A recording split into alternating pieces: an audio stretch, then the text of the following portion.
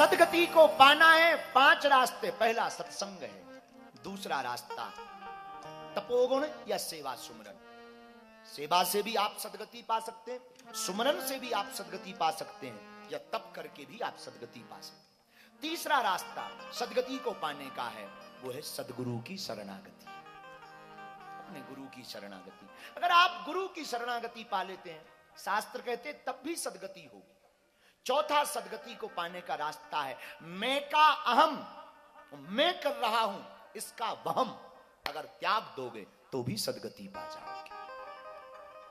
मैं का अहम, मैं कर रहा हूं इसका वहम, ये भी बहुत खतरनाक। किसी गांव में कुत्ता जा रहा था, अब हम ये नहीं बताएंगे कि वो उत्तराखंड का था, जा रहा था तो जा रहा। महाराज आप बुरा मत मारिए, पुजारी जी, कुत्ता कुत्ता तो कुत्ता है, जा रहा था तो जा रहा है। बैलगाड़ी के नीचे पूंछ टचती बैलगाड़ी में, कुत्ता को लग रहा था बारे हम बैलगाड़ी चला रहे हैं, और कुछ ऐसे ही हम लोग भी हैं। उस कुत्ते ने सोचा कि आज तो कुत्तों में हमारा वर्ल्ड बुक, गिनीज बुक में हमारा नाम लिखा जाएगा। एक कुत्ता इतना पावरफुल हुआ कि बैलगाड़ी लेके जा रहा, तो उसने सोचा जरा चेक कर लें कि हम ही चला रहे हैं कि कोई और। पूंछ टच थी मात्र, पूंछ छुई हुई, तो वो रुका। किस्मती की बात कि बैलगाड़ी का पहिया एक पत्थर में अटक गया तो गाड़ी रुक गई। अब तो उसे कन्फर्म हो गया, वाह हम ही बैलगाड़ी चला रहे हैं। उसने अब मन ही मन तो वो टॉमी बड़ा खुश हुआ। टॉमी को लगा कि आज तो हमारे दादा परदादा बहुत खुश होंगे जो मर गए। कुत्तों में आज तक ऐसा किसी ने काम ही नहीं किया कि बैलगाड़ी चलाए। कुत्ता बड़ा खुश। भगवान ऐसे लोगों को जल्दी ठिकाने लगा। तब तक बैलगाड़ी मंजिल तक पहुंच गई। गाड़ी के मालिक ने बैलों को हटाया। अब विचार करो, जब तक बैल होते हैं तब तक गाड़ी ऊपर रहती है, जहां बैल हटे सोई नीचे आई और टॉमी की चाउमीन बन गई। फैल गए वो, एकदम चाउमीन बन गई। तब कुत्ते को समझ में आया, अरे भाई ये तो हमारा वहम था, ये तो हमारा वहम था, चलाने वाला तो कोई और है। वैसे ही हम लोगों को लगता है कि हम कर रहे हैं, करने वाला कोई और है। ये वहम को तोड़ना ही सदगति का रास्ता है, सदगति पाना है। ये चौथा उपाय। पांचवा, सदगति को पाना है तो मछली की तरह प्रभु से प्रेम करो। किसकी तरह? मछली। ये सूत्र बहुत अद्भुत है। भक्ति के मार्ग में गोस्वामी जी ने मीन का बड़ा प्रयोग किया, मीन का, मछली का बड़ा प्रयोग किया। मीन का प्रयोग करने के पीछे किसी ने तुलसीदास जी को पूछा कि आपने भक्ति की तुलना मीन से क्यों की? मीन, मछली को आपने क्यों रखा वहां? हमने जो खोज की, जो हमने पाया वो हम तुम्हें बता रहे हैं।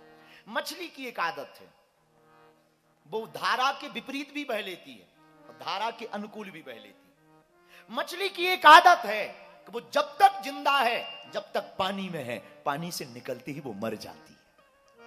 ये मछली का समर्पण, मछली का समर्पण है कि जब तक पानी में नहीं है तब तक वो मरी हुई है, मर जाती है, और पानी में रहती ही वो जीवित रहती है। जिस प्रकार मछली की जिंदगी है, बिना पानी के वो मर जाती है, वैसे ही सच्चे साधक की जिंदगी होनी चाहिए। बिना भक्ति के उसे प्राणों को त्याग देना चाहिए।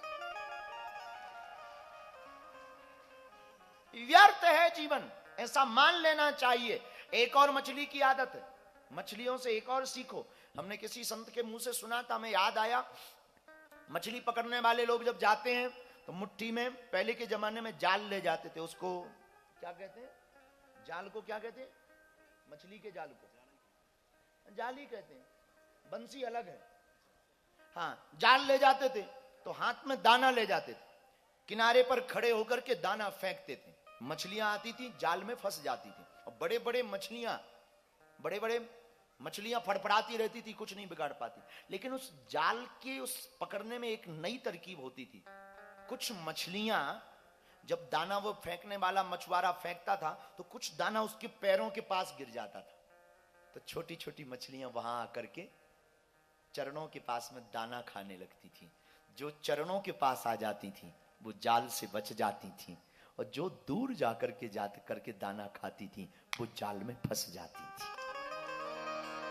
सिद्धांत है कि अगर आप चरण के पास रहोगे तो आप बच जाओगे, और अगर आप दूर रहोगे सदगुरु से, भगवान से, तो आप भी माया जाल में फंस जाओगे। एक मछली वाले को हमने पूछा कि मछली को आप पकड़ते कैसे हो, काटते कैसे हो, खाते कैसे हो? पूछना नहीं चाहिए पर पूछा, ऐसे ही कुछ अनुभव लेने के लिए। उसने कुछ नई बातें बताई जो हमें लगता आपको बतानी चाहिए। हमने पूछा कि मछली को तुम मारते कैसे? उसने कहा मछली को मारने की जरूरत नहीं, उसे तो पानी से अलग करो, मर जाती। फिर बोले हम बनाते हैं उसको, फिर खाते हैं। फिर उसने एक बड़ी बात बताई, बोले मछली को खाने के बाद प्यास बहुत लगती है। तो हमने कहा मतलब? बोले पानी बहुत पीना पड़ता है। उसने ऐसा हमको कहा। तब हमको एक बात याद आई कि प्रेम कितना प्रगाढ़ है मछली का। पानी से निकलते ही मर गई, मरने के बाद भी उसने पानी को नहीं छोड़ा। कितना प्रगाढ़ प्रेम, मरने के बाद भी उसने पानी को नहीं छोड़ा। मेरे सदगुरु, मेरी प्रिय आत्माओं, हमको भी इतना ही प्रेम अपने प्रभु से करना चाहिए।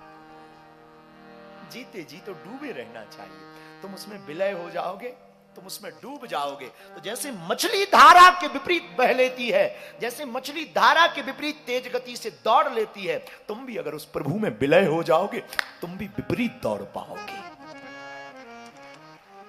वरना धारा के विपरीत बड़े बड़े हाथी, बड़े बड़े गज, बड़े बड़े दिग्गज, बड़े बड़े तैराक बड़ी मुश्किल से धारा के विपरीत बह पाते हैं। और धारा का प्रवाह तेज हो, बड़े बड़े तैराक चूक जाते हैं और बह जाते हैं, गज बह जाते, भवन बह जाते, बंगले बह जाते हैं। पर धारा के विपरीत छोटी सी मछली चलती रहती है।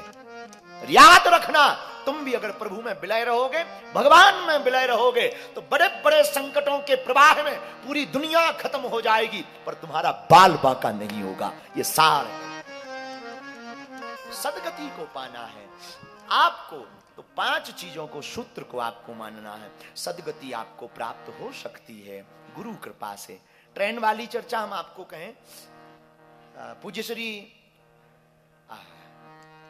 विनीत बिहारी दास जी महाराज, क्या कहें, बाबा कहते हैं एक आदमी ट्रेन पे गया, बहुत सामान लिए था, अमीर आदमी था, टिकट नहीं थी, पूरी रास्ते भर हैरान रहा। सामान बहुत था, अमीर था, पर टिकट नहीं थी, तो पूरे रास्ते भर हैरान रहा। एक और आदमी ट्रेन में चढ़ा, फटीचर था, पर टिकट थी, आराम से सोया।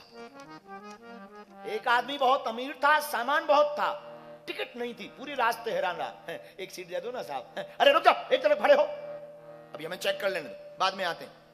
सब जगह चेक किया, तब बोला कहीं टिकट नहीं है, फाइन लगेगा, और 1200 रुपया दो तो तुम डब्बे में रह सकते हो, वरना जनरल में जाओ।